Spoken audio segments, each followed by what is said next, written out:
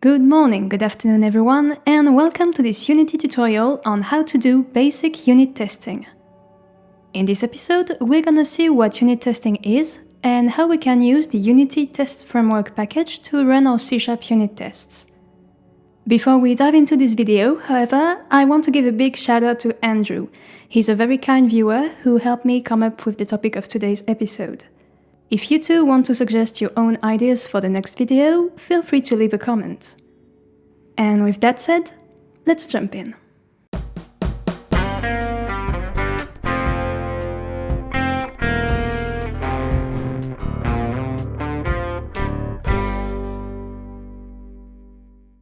To begin with, let's recall some definitions and discuss what unit testing is about. There are those who go as far as saying that a code that cannot be tested is flawed. Despite perhaps being a bit extreme, this quote does highlight something crucial in programming. Testing, although hard and not always fun, is absolutely essential. But yes, it's true that validating the functions you wrote indeed do what you intended is not a trivial task, because more often than not, they'll all collaborate to agree on behavior, and it will be pretty hard to isolate their individual contributions. Unit testing tries to mitigate this issue by focusing on writing tests at the most granular level. The point is to split your codebase into logical, tiny units and test each on its own to be sure that at least this part of your project is sound.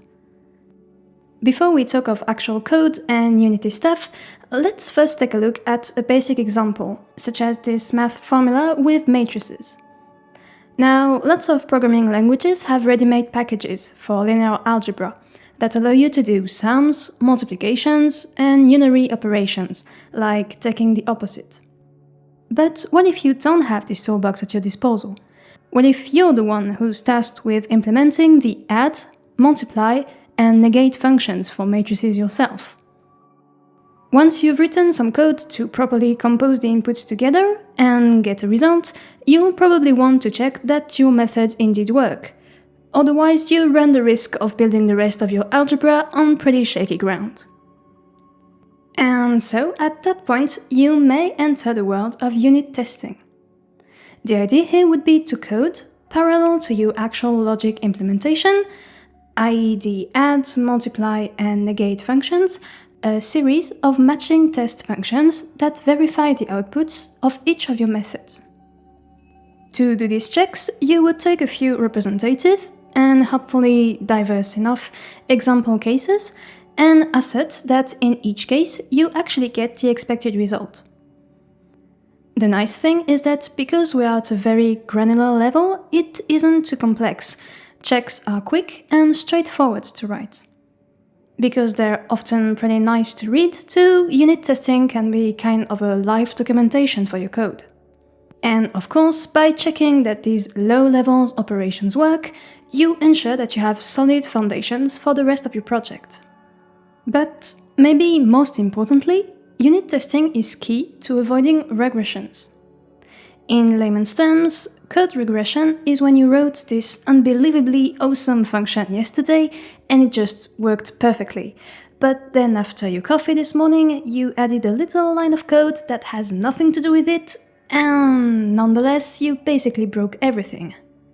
So it's when something that once worked has now stopped working properly because of a refactor, a new feature, a system upgrade, a change in the process environment, or other crazy factors you didn't think of. While being a real thorn in any developer's side, regressions are pretty common because as you engage on more ambitious projects, you will obviously deal with more intricate and involved code. Programming a big network of services and making sure they all run smoothly is no piece of cake, but maintaining such a network and making it robust to changes, new features and large refactors is even harder. And to me, that's where unit testing really shines. But now, here's a question for you. How often do you hear of unit testing in the game dev community? That's pretty rare, right? It might just be my own experience, but it feels like these goals of maintenance and robustness are more a concern for DevOps and software engineers than they are for game developers. On the other hand, unit tests do seem pretty interesting for games as well, given their benefits in terms of solidity, regression testing, and iterative development. So in this video, I want to talk a bit about how we can at least start to do some basic unit testing with Unity, relying on their test framework. This package is very easy to add to your project, thanks to Unity's package manager. You simply need to open the package manager window, search for the test framework module and click install, or even check that it already is installed. Once it's added to your project, you'll see that you have a new window available called Test Runner. The first thing you need to understand when working with the test framework is the notion of assemblies, because unit testing with UTF relies heavily on defining assemblies for your test suites. Assemblies are basically a way of grouping together several scripts and telling the compiler that they are one coherent whole. It helps organize the code, create dependencies, and reduce your compile time, because you'll be able to limit the recompile to only a selected portion of your assemblies. The test framework makes it easy to automate the setup of your project for unit testing. If you click the Create Test Assembly folder button in the Test Runner window, you'll directly get a brand new folder and associated assembly definition assets for your tests. Note that the package allows you to run tests both in edit mode and play mode, but that each mode requires its own assembly definition asset. After you've created your assembly definition, you can click on it to inspect it, and in particular check out its dependencies. Test assemblies should have dependencies to 2 or 3 things. 1. The unit framework. That's the go-to C# unit testing lib. It's a unit testing framework for all the .NET languages. 2. The Unity engine.testrunner. And 3. The Unity editor.testrunner if your assembly is for edit mode testing. Below, you'll also have the list of platforms that this assembly will be compiled for. Test assemblies for play mode can use the various standalone platforms, but again, if you're aiming for edit mode, be careful to only check the editor platform in here. Now that you've prepared your assembly, you're ready to actually add some tests inside it. To do this, you can go back to the Test Runner window and click the Create Test Script button. This should add a new C# script in the same folder as your assembly definition assets that you can rename if you want.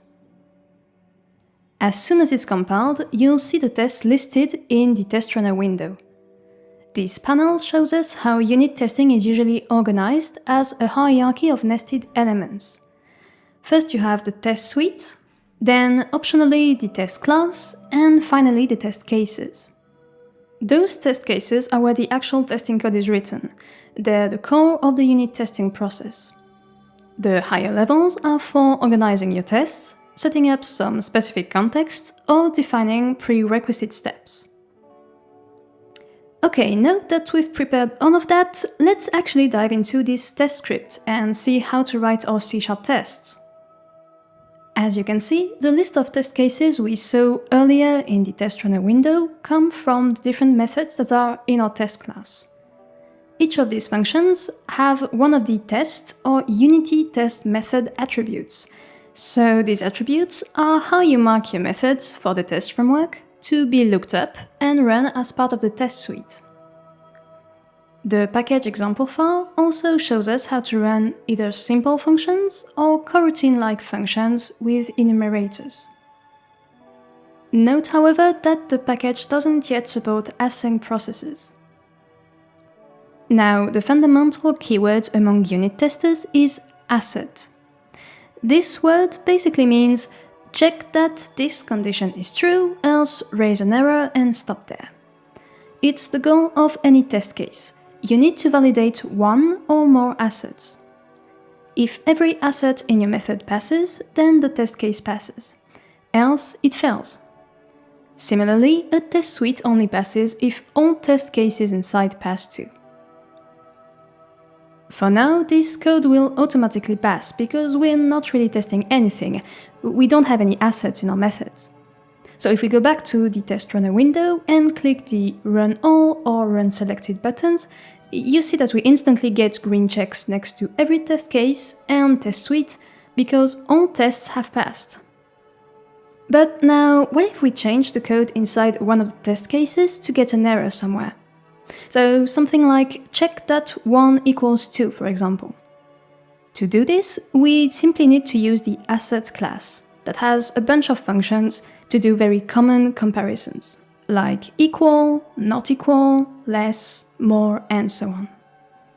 Then, if I rerun this specific test in my window, I'll get a red icon because the case has failed, and so the suite did fail too.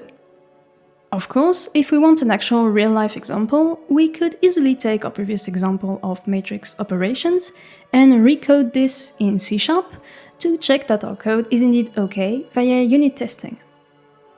I just want to point out, however, that the granularity of test cases isn't an absolute and quantifiable thing. Some people will write one and only one asset per test case, others will group the similar assets.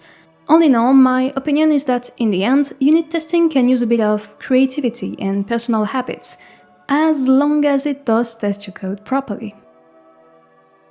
Something crucial with unit testing, however, is that you should always be very careful of what you're testing, and in particular, how much you're testing indirectly. For example, let's say you want to know whether your XML parsing method works properly, and so you write a test case for this XML parsing process. Then it might sound obvious, but you better make sure that the input string you pass your test case is indeed valid XML. And so you should avoid generating it with one of your own functions, because this function could potentially have some errors too. Instead, you'll usually want to rely on mock data, stub functions, and other kinds of placeholders to simulate prior steps while ensuring the output from these previous stages is valid. This way, you're sure that your test case is testing your method C and not the methods A or B that would normally run previously and give you the input for C. Roughly put, mock data and stubs are very instrumental in breaking possible dependencies and error transfers. Another neat consequence of having unit tests is that those can be run automatically, and you can thus validate your code programmatically whenever you make a change. In traditional software engineering, this naturally leads to the idea of CI/CD, or continuous integration and continuous development. This is the process of automating the build, validation, and delivery of your code so that you don't have to manually repeat these steps each time you publish a new version. There are very common features of online Git providers like GitHub, Bitbucket, or GitLab, for example. But honestly, from what I've seen in that domain, game tools such as Unity aren't always the best. Fully automating the deployment of your Unity game from start to finish isn't easy to do. Plus, building for multiple platforms is usually hard because you actually need to have the target hardware to build for it. In any case, unit testing is a necessary step in any CI/CD process because it ensures that your new publish doesn't cause regressions, bugs, unwanted side effects on other features, and so on. Finally, before I end this video, I want to quickly discuss a code philosophy that's commonly associated with unit testing. That's test-driven development, or TDD. In a nutshell, the idea of this design process is to start by writing the tests, so that's the intended behavior, what you're aiming for, and only then write the actual logic implementation. This can help avoid a pitfall lots of devs discover too late with unit testing, that is, writing tests to make them pass.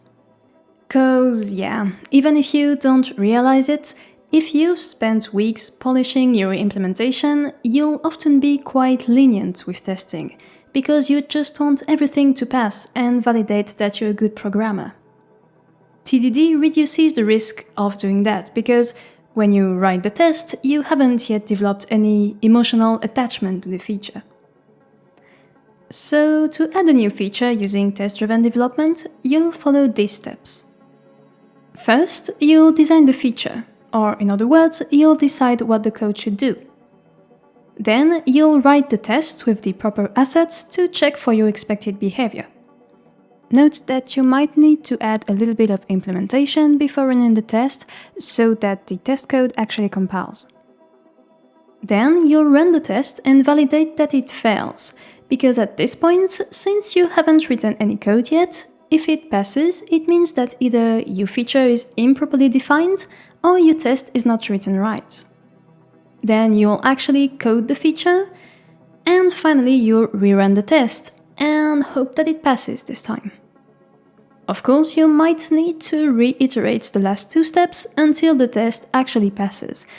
But all in all, this philosophy can make development faster because it benefits from the perks of unit testing. So there is less regression, autonomous and readable granular pieces of logic, iterating on new features, etc.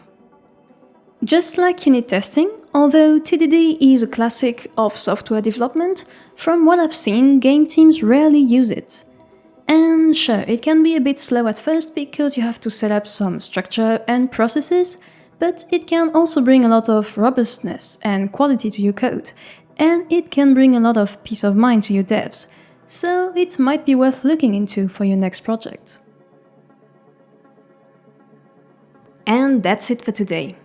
In this tutorial, we saw what unit testing is, why it's important, and how we can set up a basic testing process in Unity using the official Unity test framework.